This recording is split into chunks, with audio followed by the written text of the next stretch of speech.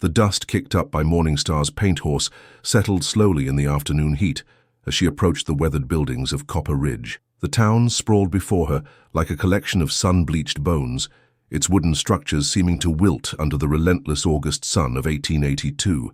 The young woman's dark eyes surveyed the scene with practiced caution. She had learned long ago that entering any white settlement required careful observation. At 22, Morningstar carried herself with the fluid grace of someone equally comfortable tracking deer through mountain forests or navigating the complex social terrain of frontier towns. Her long black hair was braided with strips of soft leather, and she wore a practical combination of buckskin and traded cotton that marked her as someone who lived between worlds. The quiver slung across her back contained arrows she had fletched herself, each one perfectly balanced and deadly accurate. The main street buzzed with the typical afternoon activity of a growing cattle town. Cowboys lounged in the shade of the general store, their spurs jingling as they shifted their weight. Women in long dresses and bonnets hurried between shops, clutching packages and shooting curious glances at the approaching rider. Children paused their play to stare openly at the young Lakota woman, some pointing and whispering behind their mothers' skirts. Morningstar had made this journey to Copper Ridge several times over the past year, trading the intricate beadwork and tanned hides her grandmother created for supplies the reservation couldn't provide. Each visit reminded her of the delicate balance she maintained, accepted by neither world completely, yet moving between them with determined independence. She dismounted in front of Henderson's trading post, her movements drawing more attention than she preferred. The familiar weight of stairs pressed against her shoulders as she tied her horse to the hitching post. Through the years, she had developed a thick skin against the whispers and pointed looks, but they still stung like winter wind against exposed flesh. "Well, I'll be damned," came a rough voice from across the street. "Look what the wind blew in from the reservation." Morningstar's jaw tightened as she recognized Buck Morrison's voice. The wealthy rancher owned most of the grazing land around Copper Ridge and never missed an opportunity to remind everyone of his importance, or to express his disdain for the savages who lived on what he considered wasted land just 20 miles north. Morrison stepped down from the boardwalk in front of the Silver Dollar Saloon, his expensive boots clicking against the wooden steps. He was a large man in his 40s, with graying hair beneath a pristine black hat, and a gut that spoke of too many whiskey-soaked dinners. Gold watch chain glinted across his vest as he approached, flanked by two of his ranch hands who seemed eager for entertainment. "Didn't know it was trading day for the local wildlife," Morrison continued, his voice carrying clearly across the suddenly quiet street. Several townspeople had stopped their activities to watch the confrontation unfold. Morningstar continued securing her horse, refusing to give him the satisfaction of a reaction. She had dealt with men like Morrison before, loud, arrogant, convinced that their land ownership and white skin made them superior to everyone else. The best strategy was usually to complete her business and leave before things escalated. "I'm talking to you, Squaw," Morrison called out, using the derogatory term with deliberate emphasis. "You deaf as well as savage." This time Morningstar turned to face him. Her dark eyes met his pale blue ones across the dusty street, and something in her steady gaze made one of his companions shift uncomfortably. There was no fear in her expression, no submission, only the calm assessment of someone who had faced down charging elk and wasn't particularly impressed by a loud-mouthed rancher. "I hear you just fine, mister." "Morrison," she replied, her voice carrying clearly despite its quiet tone. "I'm here to conduct business same as anyone else." Morrison's face reddened at her composed response. He had expected either frightened silence or angry outburst, both reactions that would have justified whatever humiliation he planned to dish out. Instead, he found himself facing someone who refused to play the role he had assigned her. "Business?" He laughed harshly. "What kind of business could a reservation rat possibly have in a civilized town, unless you're here to beg for handouts like the rest of your people?"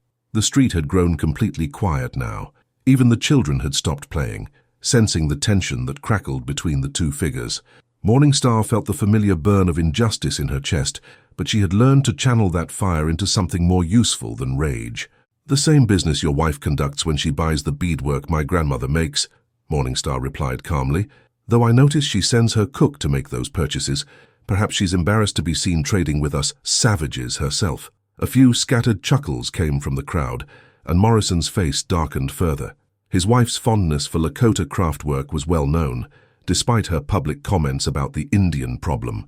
The hypocrisy hadn't gone unnoticed by the sharper minds in town. "You've got a smart mouth for someone who probably can't even read," Morrison snarled, taking a step closer. "Maybe it's time someone taught you some respect for your betters." Morningstar's hand didn't move toward the knife at her belt, but something in her posture shifted almost imperceptibly. Those who knew how to read such signs recognized the change, the slight widening of her stance, the subtle relaxation that preceded explosive action. She had not come to town looking for trouble, but she would not back down from it either. The confrontation hung in the afternoon air like the promise of a thunderstorm, waiting for the next word or gesture to unleash whatever consequences would follow. The tension stretched between Morningstar and Buck Morrison like a taut bowstring ready to snap. The watching crowd had grown larger, drawn by the promise of confrontation that hung thick as smoke in the desert air. Women clutched their children closer, while men leaned forward with the eager anticipation of spectators at a prize fight. Morrison reached into his vest pocket and withdrew a thick cigar, rolling it between his fingers with deliberate slowness. His pale eyes never left Morningstar's face as he bit off the end and spat it into the dust between them. The gesture was calculated, a display of casual contempt meant to demonstrate just how little he thought of her presence. "You know what your problem is?" Morrison said, striking a match against his boot sole. The flame flared bright in the afternoon shadows. "You people think you're still living in the old days, when you could roam around like you owned the place. Times have changed, sweetheart. This is civilized country now." Morningstar watched him cup the match to his cigar, noting how his hands remained steady despite his obvious agitation. He was a man accustomed to intimidating others, comfortable in his role as the local authority figure, but there was something in his eyes that suggested he wasn't as confident as he appeared, a flicker of uncertainty that told her he wasn't entirely sure how this confrontation would end. "Civilized," she repeated, allowing a hint of amusement to color her voice. "Is that what you call it when a grown man publicly insults a woman who's done nothing but try to conduct honest business?" The crowd murmured at this response. Several of the townspeople exchanged glances. They had witnessed Morrison's behavior before, though few had ever seen anyone challenge him so directly. The young Lakota woman's composure was unsettling in its completeness, as if she possessed some inner certainty that made her immune to his attempts at humiliation. Morrison's jaw tightened as he puffed his cigar to life, sending clouds of smoke drifting between them. "Don't lecture me about civilized behavior, Squaw. Your people were scalping innocent families while mine were building this country." "My people," Morningstar said quietly, "were defending their homes while yours were stealing them. But I didn't come here to debate history with you, Mr. Morrison. I came to trade." She turned toward Henderson's trading post, dismissing him with the simple act of looking away. It was a calculated insult in return, the suggestion that he wasn't worth her continued attention. For a man like Morrison, accustomed to being the center of any confrontation, the dismissal stung worse than any angry words could have. "You'll look at me when I'm talking to you," Morrison shouted, his voice cracking slightly with rage. The cigar trembled between his fingers as his carefully maintained composure finally began to crack. Morningstar paused with her hand on the trading post door. When she turned back, her expression held the patient look of someone dealing with a child's tantrum. "Are you planning to stand there shouting all afternoon, Mr. Morrison? Because some of us have actual work to do." The laughter that rippled through the crowd was barely suppressed, but Morrison heard it clearly enough. His face flushed deep red as he realized he was becoming a source of amusement rather than respect. In his world, reputation was everything, and this slip of a girl from the reservation was making him look like a fool in front of his own townspeople. "Work," he snarled, taking several steps closer. "The only work your kind knows is begging and stealing, though I hear some of you have learned other trades, like selling yourselves to lonely cowboys." The insult hung in the air like a slap. Several women in the crowd gasped audibly, while the men shifted uncomfortably. Even by frontier standards, Morrison had crossed a line with that comment. Morningstar's eyes flashed dangerously, but when she spoke, her voice remained level. "Careful, Mr. Morrison. Your wife might hear about the kind of language you use in public. I'm sure she'd be very interested to know how you conduct yourself when she's not around." Morrison's hand moved instinctively toward the gun at his hip, then stopped as he realized what he was doing. Drawing on an unarmed woman would destroy his reputation entirely, no matter what justification he might offer. But the rage burning in his chest demanded some outlet, some way to regain control of the situation. "You think you're clever," he said, smoke from his cigar wreathing his face like fog. "But I'll bet you can't back up that smart mouth with anything useful. Probably can't even use that bow you're carrying. just for show, like everything else about you people." Morningstar's hand moved unconsciously to the quiver across her shoulder. The bow itself was secured to her saddle, a weapon she had crafted herself from seasoned yew and sinew. She had been hunting with it since she was 12 years old, and there were few targets within 100 miles that could challenge her accuracy. "My bow serves its purpose," she said simply. "I'll bet it does." Morrison laughed harshly. "Probably couldn't hit the broadside of a barn from 10 paces. That's the difference between your people and mine. We don't just wave weapons around for decoration. We actually know how to use them." He held up his cigar, the glowing tip bright against the shadows of the trading post's overhang. "Tell you what, Squaw, see this cigar? I'll bet you couldn't hit it with one of those pretty arrows if your life depended on it. Course, that would require you to actually know how to shoot instead of just pretending." The crowd grew perfectly still. Children stopped fidgeting, women ceased their whispering, and even the horses seemed to sense the shift in the air. What had begun as a verbal sparring match was escalating into something far more serious. Morningstar looked at the cigar in Morrison's hand, calculating distance and wind automatically. It was perhaps 20 paces away, an easy shot under normal circumstances. But these weren't normal circumstances. Missing would confirm every prejudice the townspeople held about her people. Succeeding would likely create problems she couldn't predict. "That's quite a challenge," she said slowly. Morrison grinned triumphantly, mistaking her hesitation for uncertainty. "Too difficult for you? I understand. Wouldn't want you to embarrass yourself any more than you already have." The mockery in his voice decided her. Morningstar had spent her entire life proving herself to people who assumed she was less capable because of her heritage. She was tired of backing down, tired of swallowing insults for the sake of peace. "All right, Mr. Morrison," she said, her voice carrying clearly across the silent street. "You want to see what I can do with my bow?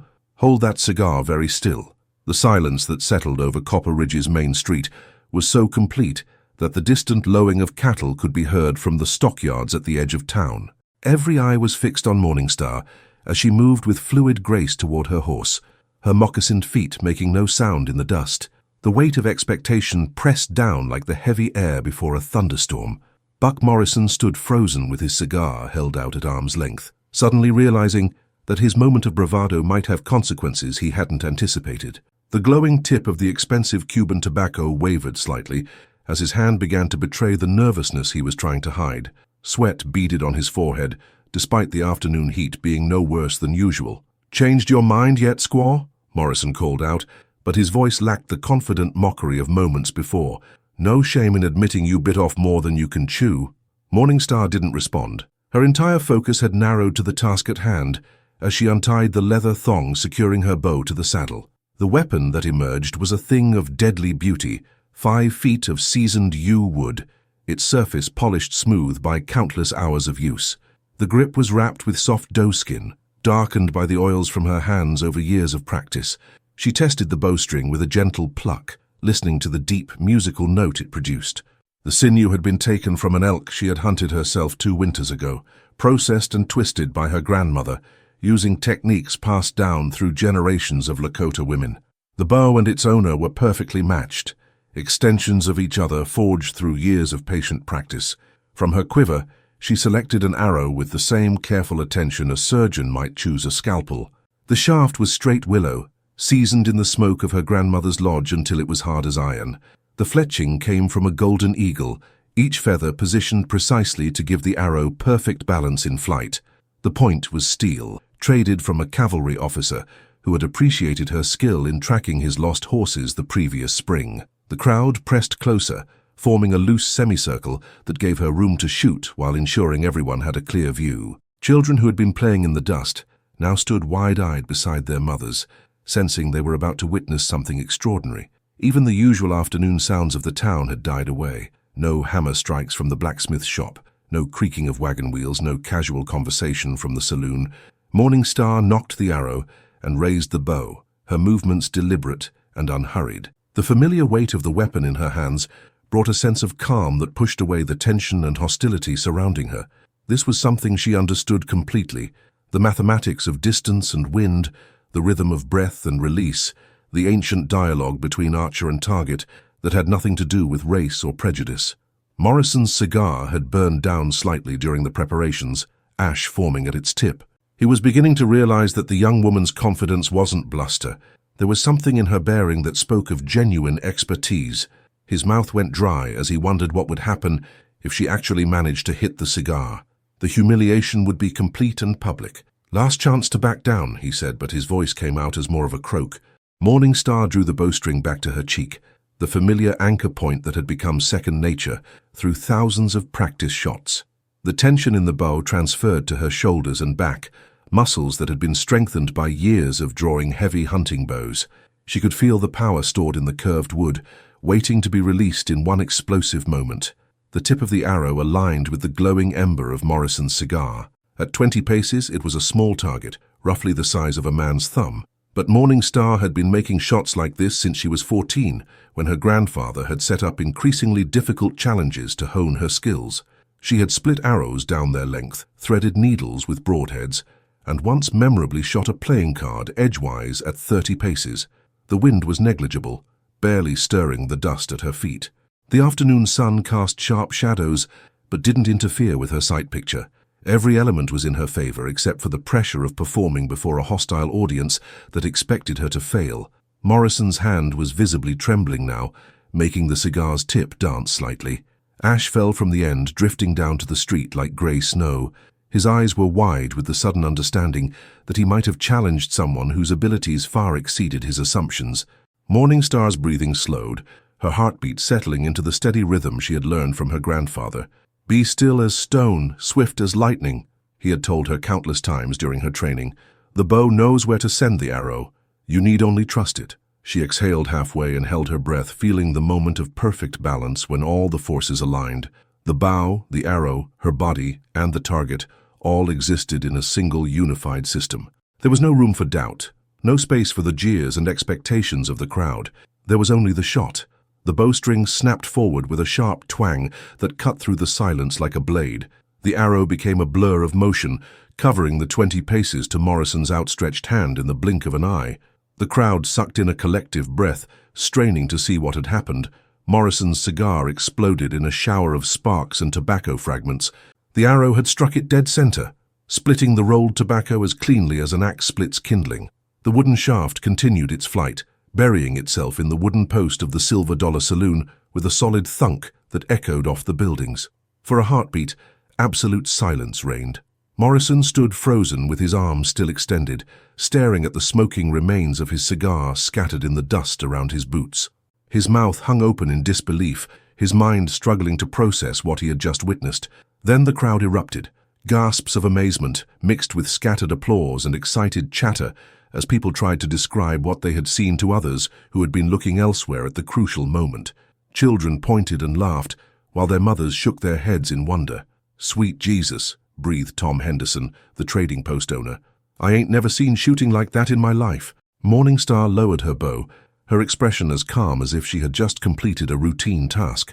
She looked directly at Morrison, who was still gaping at the remains of his expensive cigar. "You were right about one thing, Mr. Morrison," she said, her voice carrying clearly over the excited murmur of the crowd. "The difference between your people and mine is that we don't just wave our weapons around for decoration." The burn of humiliation in Morrison's chest was so intense he thought he might be sick. In front of half the town he had been shown up by the very person he had set out to humiliate.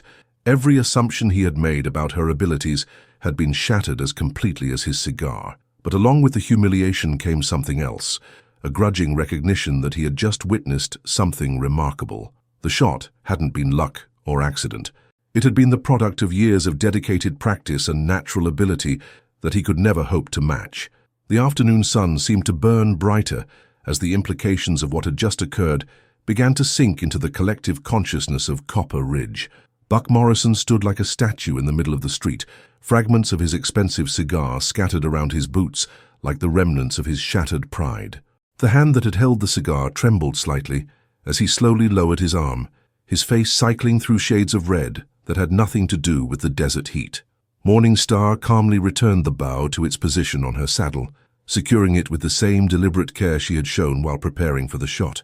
Her movements were unhurried, almost casual, as if splitting a cigar at 20 paces was no more remarkable than threading a needle. The contrast between her composure and Morrison's obvious distress was not lost on the watching townspeople. That was impossible, Morrison finally managed to croak, his voice barely above a whisper. Nobody makes a shot like that.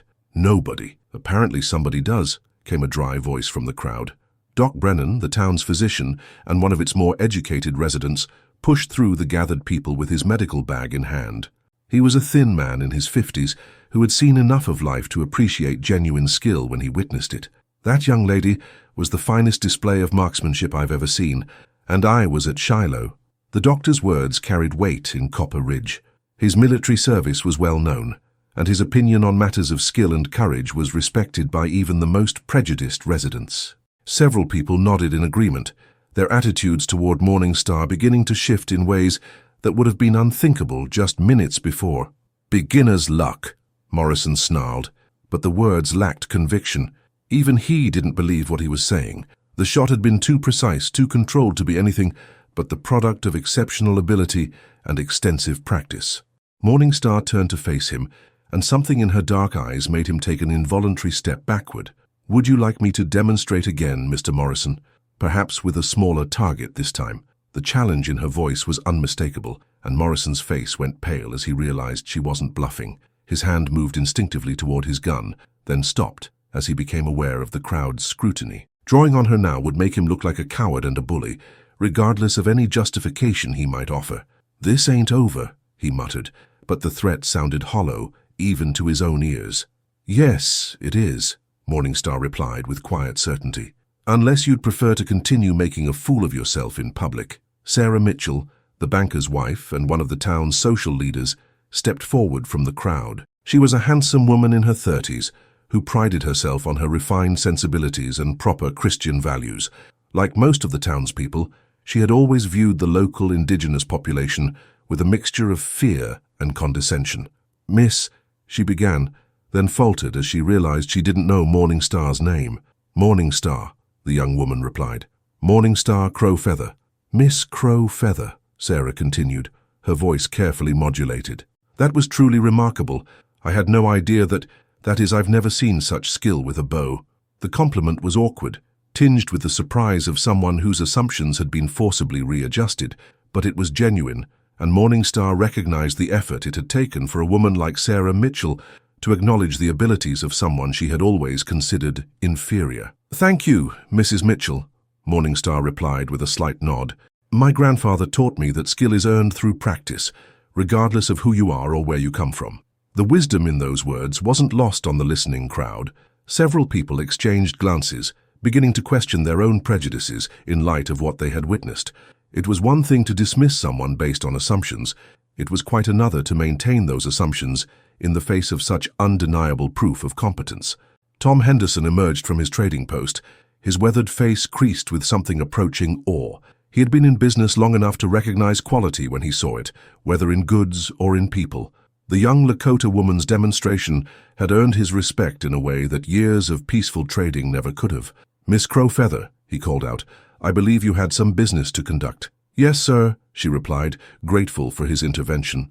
"I have some items from my grandmother that I hope to trade." "Well then, let's take a look," Henderson said, shooting a meaningful glance at Morrison. "I'm sure we can work out a fair arrangement." The crowd began to disperse slowly, people drifting back to their interrupted activities, while continuing to discuss what they had witnessed. Children who had watched the shot with wide eyes now looked at Morningstar with something approaching hero worship, while their parents struggled to reconcile their long-held beliefs with the evidence of their own eyes. Morrison remained in the street for several more moments, his pride warring with his pragmatism. He had been publicly humiliated, his authority challenged, and found wanting in front of his own townspeople. The smart thing would be to retreat, lick his wounds and find some other way to rebuild his damaged reputation. But Buck Morrison had not become the most powerful rancher in the territory by backing down from challenges. His mind was already working, considering ways to regain the upper hand. If he couldn't defeat this woman through direct confrontation, perhaps there were other approaches available to a man of his resources and connections. "This isn't finished," he said quietly, speaking more to himself than to anyone else. Then he turned on his heel and stalked back toward the Silver Dollar Saloon, his two ranch hands trailing behind like uncertain shadows. Inside Henderson's trading post, Morning Star spread her grandmother's handiwork across the counter with practiced efficiency. Beaded moccasins, intricately decorated medicine bags, and soft doeskin gloves lay in neat rows, each piece representing hours of careful craftsmanship. The quality was evident even to Henderson's untrained eye. These were not the crude souvenirs sometimes hawked to tourists, but genuine works of art created by someone who understood both beauty and function. "Your grandmother does fine work," Henderson said, examining a pair of beaded earrings with obvious appreciation. "Always has. These pieces will sell quickly, especially after what just happened out there." Morning Star nodded, understanding his meaning. Her demonstration had changed more than just Morrison's opinion of her abilities. It had altered how the entire town viewed her, and by extension her people. The shift wouldn't happen overnight, and it certainly wouldn't eliminate all prejudice, but it was a beginning. As she completed her business and prepared to leave, Morning Star reflected on the events of the afternoon. She had come to town seeking nothing more than a fair trade for her grandmother's work. Instead, she had found herself forced to defend not just her own dignity, but the honor of her entire people. The victory had come at a cost, though. Buck Morrison was not a man who would forget this humiliation, and his influence in the territory was considerable. She had made a powerful enemy today, one whose resources far exceeded her own. But as she mounted her horse and prepared for the ride back to the reservation, Morning Star felt no regret for her actions. Sometimes a person had to take a stand, regardless of the consequences. Her grandfather had taught her that courage was not the absence of fear, but the decision to act rightly, despite that fear. The sun was beginning its descent toward the western mountains as she rode out of Copper Ridge, but the warmth of respect earned through action sustained her more than the desert heat ever could. Behind her, the town buzzed with conversation about the remarkable young woman who had split Buck Morrison's cigar with a single arrow, and in doing so, had begun to split apart some of their oldest assumptions as well. 3 weeks had passed since the afternoon that changed everything in Copper Ridge. The story of Morning Star's incredible shot had spread beyond the town's borders, carried by traveling merchants, cowboys, and anyone else who had witnessed the remarkable display. With each telling, the tale grew slightly in the telling, but the core truth remained unchanged. A young Lakota woman had demonstrated skill that few could match, and courage that even fewer possessed. Morning Star guided her paint horse down the familiar trail toward town, but this time, her approach was met with waves and nods rather than suspicious stares. Children playing in the dust actually ran toward her, instead of hiding behind their mother's skirts. The transformation wasn't complete. Change never came that easily, but it was undeniable. Mrs. Sarah Mitchell had sent word through Tom Henderson that she wanted to commission a set of beaded gloves as a gift for her sister back east.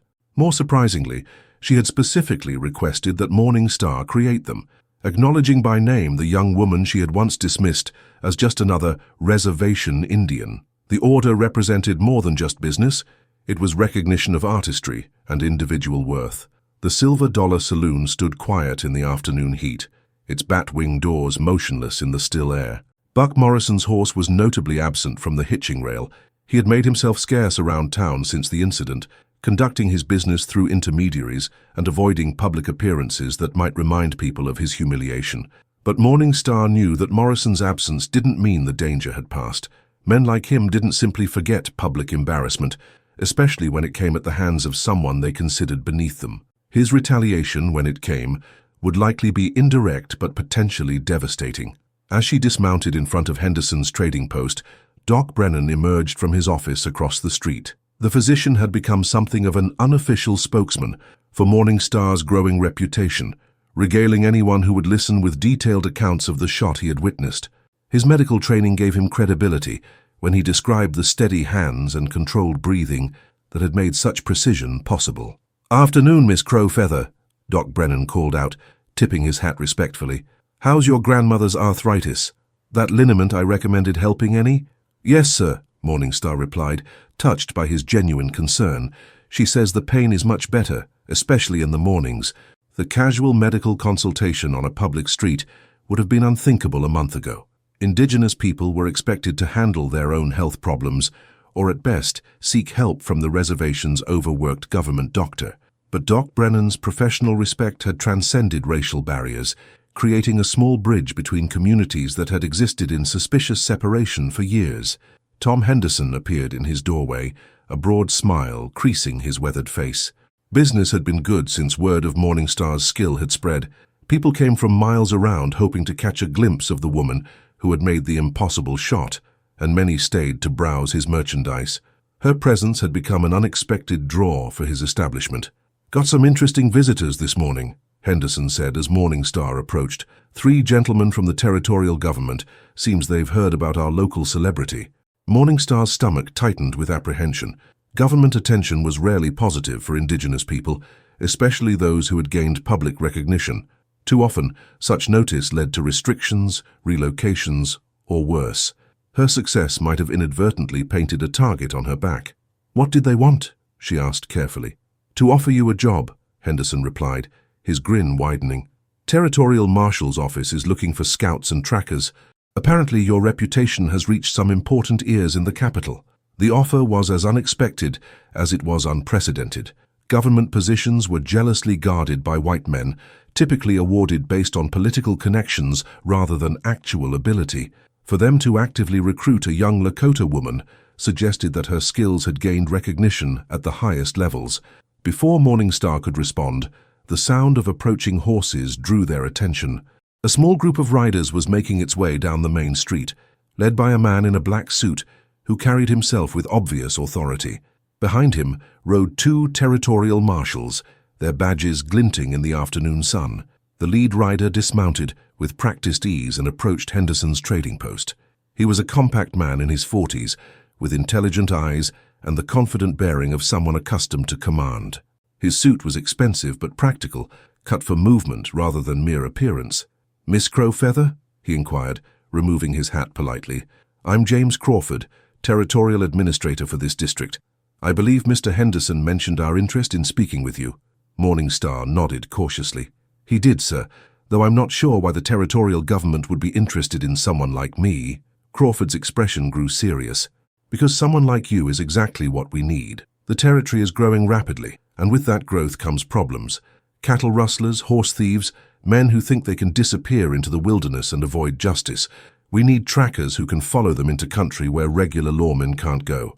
He gestured toward the arrow still embedded in the saloon post, which had become something of a local landmark. "That shot tells me you have the skills we're looking for. But more importantly, the way you handled yourself in a difficult situation tells me you have the character we need." The offer was tempting in ways Morningstar hadn't expected. Government work would provide steady income and official recognition of her abilities.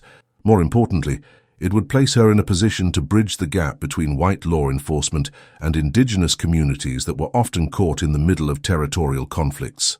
"The pay is fair," Crawford continued, "and the work would take you all over the territory. You'd be helping to bring law and order to places that desperately need it."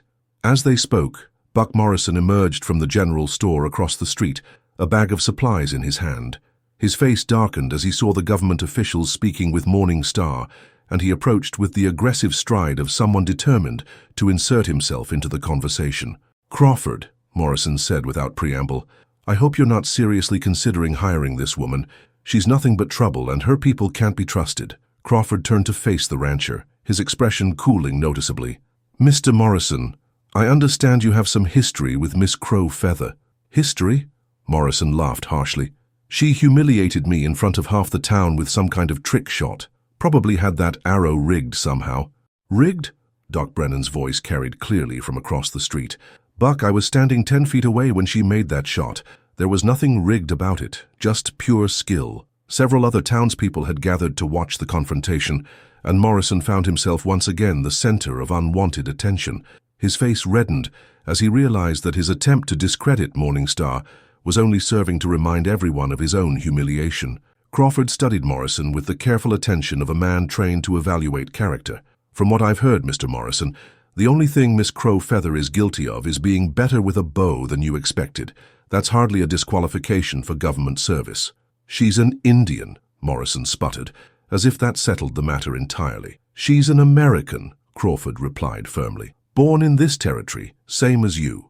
And unlike some people I could mention, she's proven she can back up her abilities with actions." The rebuke was delivered with quiet authority, but its impact was unmistakable. Morrison's political influence was considerable within the local community. but Crawford represented federal authority that superseded local prejudices. The territorial administrator's support carried weight that even Morrison couldn't easily challenge. Morningstar watched the exchange with mixed feelings. Part of her was gratified to see Morrison put in his place once again, but she also understood that each public defeat would only deepen his hatred and desire for revenge. Accepting Crawford's offer might protect her from some threats, but it would also create new enemies among those who resented federal interference in local affairs. "I appreciate the offer, Mr. Crawford," she said carefully, "but I need time to think about it. This would be a big change for me and my family." Crawford nodded understandingly. "Of course, take all the time you need. The offer will remain open." He handed her a card with his contact information. "When you're ready to discuss details, send word to my office in the capital." As the government officials prepared to leave, Crawford paused for one final comment. "Miss Crowfeather, talent like yours shouldn't be wasted. There are opportunities out there for people willing to work for them, regardless of their background." The words carried implications that extended far beyond the immediate job offer.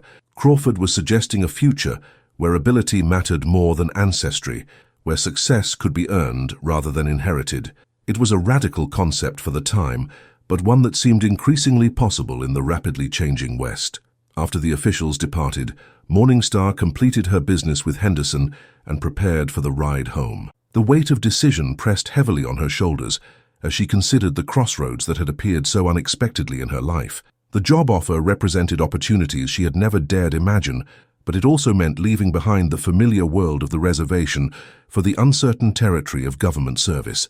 As she rode toward home, the setting sun painted the sky in shades of gold and crimson that reflected her own mixture of hope and apprehension. Behind her, Copper Ridge buzzed with conversation about the remarkable turn of events. The young Lakota woman who had once been viewed with suspicion and contempt was now being courted by territorial officials. Change was coming to the frontier, carried on winds that blew from directions no one could have predicted. Morningstar had already proven that old assumptions could be shattered with a single well-placed arrow. Now she faced the question of what to build in the space that remained when the debris was cleared away.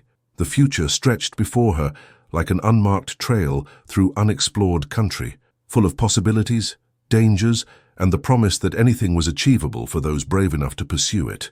Whatever path she chose, Morningstar knew that her life would never again be limited by other people's expectations.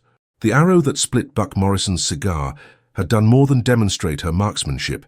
It had opened a door to a wider world where skill and courage mattered more than the circumstances of one's birth. And as the stars emerged in the darkening sky above, that seemed like a future worth pursuing.